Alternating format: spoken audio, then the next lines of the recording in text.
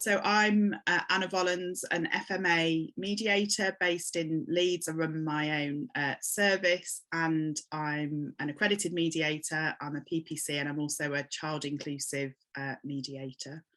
I'm Sally Clark. I'm based in Leeds and Harrogate. I'm a practicing family solicitor, accredited family mediator, child inclusive mediator, and have a background in mental health. And last year we were involved in a project that was funded by FMA to make a video to try and promote and explain, I guess, child inclusive mediation. And if you haven't had an opportunity to have a look at that video, it'll appear along with this discussion. So do have a look at it. And we're just going to spend a few minutes explaining how we came to make the video, and also some suggestions about how you might want to use it. So Sally, do you just want to explain the thinking behind FMA wanting to resource and put money into making this video?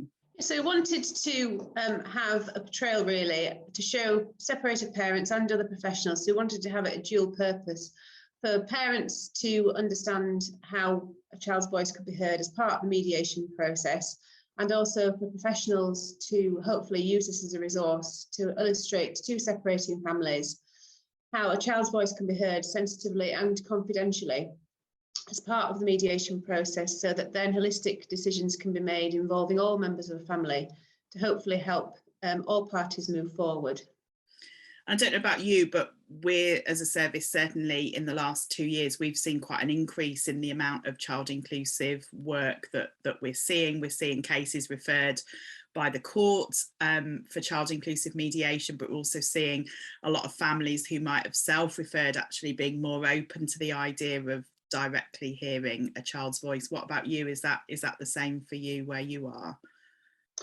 Yeah, I mean, absolutely, Anna. I think there have been certainly difficulties through the courts. There's lack of resources, CAFCAS officers just not carrying out the wishes and feelings reports. And child inclusive mediation absolutely is not an alternative to wishes and feelings report. It's an entirely different process, but it is a process that does involve children and young people's voices being heard. And you know, as you say in the video yourself, Anna, there's so much research that shows so many young people reporting back that they just wish that they'd had a voice and the opportunity to be able to say how they think and feel when parents are separating, because for children it can be a really lonely and scary time. So anything that we can do to help that and help alleviate that and help make things better for a family as a whole has to be a good thing. And we decided, didn't we, in the video that we were going to do a face-to-face mediation. But are you seeing children and young people online during COVID? Is that something you've done? Yes, I hadn't before COVID, and I was extremely nervous about doing that. In fact, I think the first one I didn't actually sleep the night before. But actually, the ones that I've done online, particularly for older children, have been really productive, because it's like we're entering their world.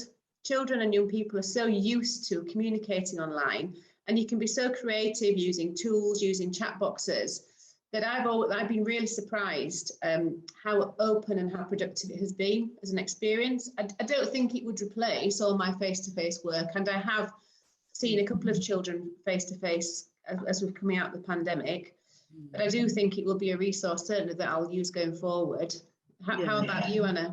Yeah, similar. I know there was a lot of concern, quite rightly probably, at the start of the pandemic about whether it was appropriate to see young people online. And I have done a bit of a mixture of seeing young people online, seeing them at the office. Prior to COVID, I often saw young people in school, but that's pretty much stopped for now.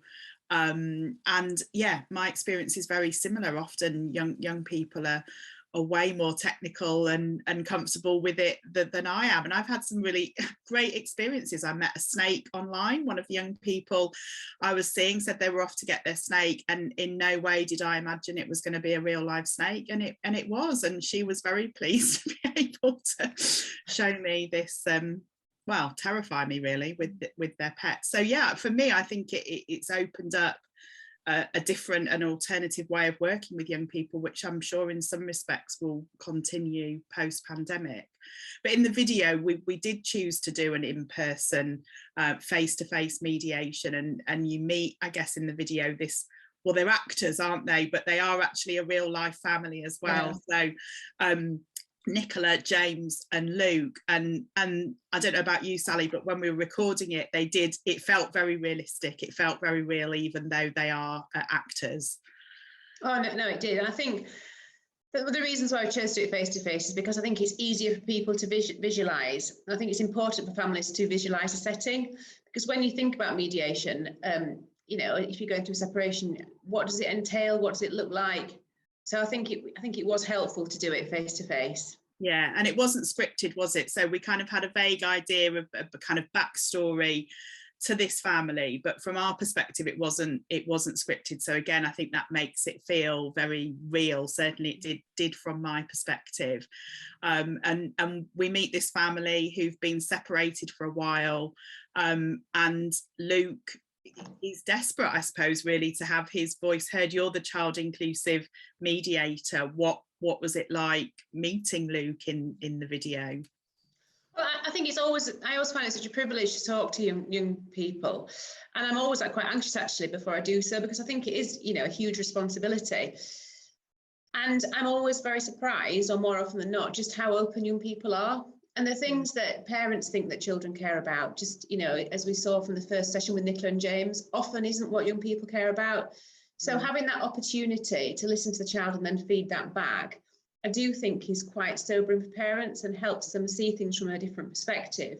Because if the other parent said how they thought a child felt, that other parent would automatically disagree with it, because they are by their nature positional because of what they're going through. But actually, someone neutral coming in, A, will hopefully makes the child and young person really do feel listened to and valued, but B, it enables the parents to hear things perhaps for the first time. I think what really struck me, and what again felt very real to me, was the sense for Luke that he was feeling in the middle of mum and dad, and he didn't want to upset either of them, and was feeling some stress about that. I'm guessing for you that's something that you often see for young people in mediation as well. I think young people and children, particularly older children, can really feel burdened, and a real sense of responsibility. I think, as I said in the feedback to Nicola and James, that for quite a long time they do think it's their fault and it's their responsibility to make it better, when absolutely it isn't. But as parents, you can become so caught up in your emotions at the time and what you're going through that it's difficult to see something from your child's perspective. And actually, it was really striking in the feedback that for Nicola and James, actually, that was the point that they realised the impact that this was having on Luke, and could start to think about how they might do things differently, because, of course, they don't want their child to be experiencing that level of stress and anxiety. So it was very striking, wasn't it, when that feedback was given to the parents? Actually, that's part of what makes a difference moving forwards.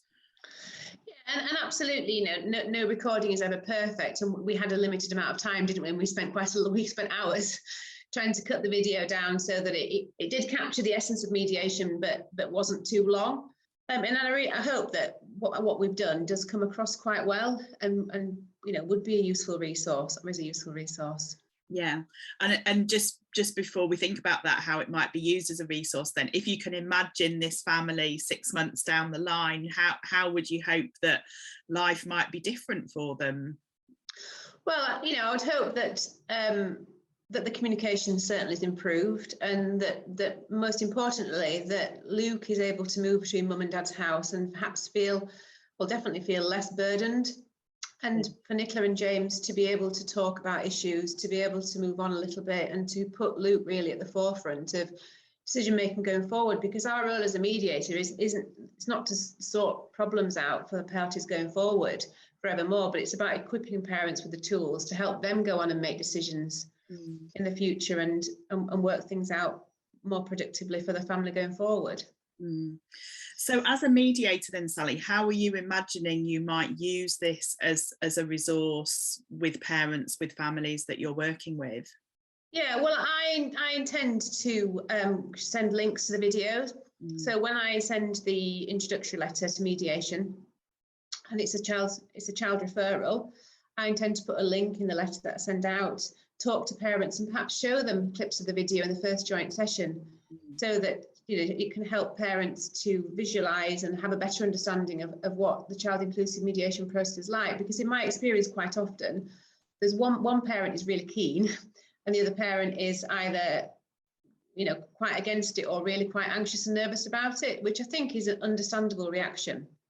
And I think being able to visualize something can be much more powerful than just me sitting either in front of a screen with parties or in the same room explaining what it's going to be like. So I do intend very much to use it as a resource. Yeah. What about you, Anna? Yeah, really similar.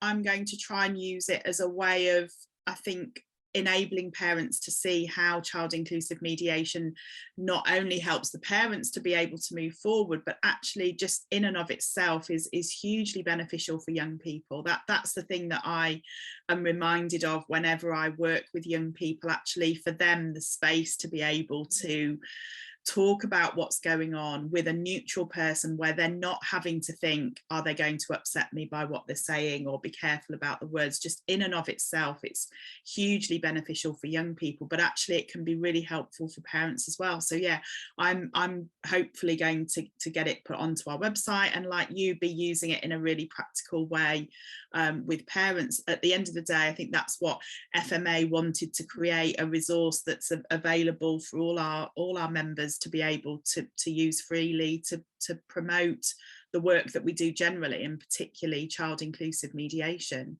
I'm just wondering, Sally, if there's anybody who's kind of listening, watching this, who's not trained as a child inclusive mediator and is thinking, actually, maybe in 2022 that's something that I would like to think about. What encouragement would you give to people who are thinking about training as child inclusive mediators? Well, I think if you've done the CIM Awareness Day, which I think you now have to do as part of the accreditation process, and you are generally interested, then I would say absolutely do the training. I think it really does in any way, you know, hone skills in terms of your work as a mediator generally.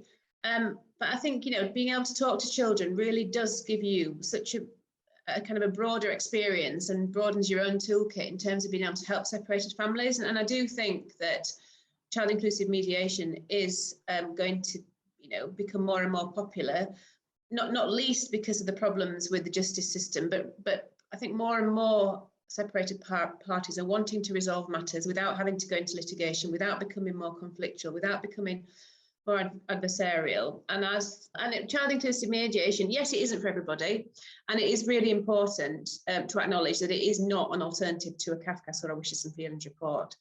But it is another way of being able to help separated parties. And I think the more creative we can be going forward, the more we serve young people in the medium to long term, because if young people have a voice, that can only be a good thing. Yeah, so absolutely. So feel free to use this video as much as you want to. And if you're interested in the CIM training, then do contact the FMA office or have a look on the website. They'll be able to give you details of this year's training courses. Sally, is there anything else that you want to say? So yeah, we designed this video for FMA, and we thought, particularly on day 3 of Family Mediation Week, it would be useful to offer a little introduction, to share the video. And as Anna's just said, if you are generally interested in training as a CIM mediator, please do contact us at FMA for more information.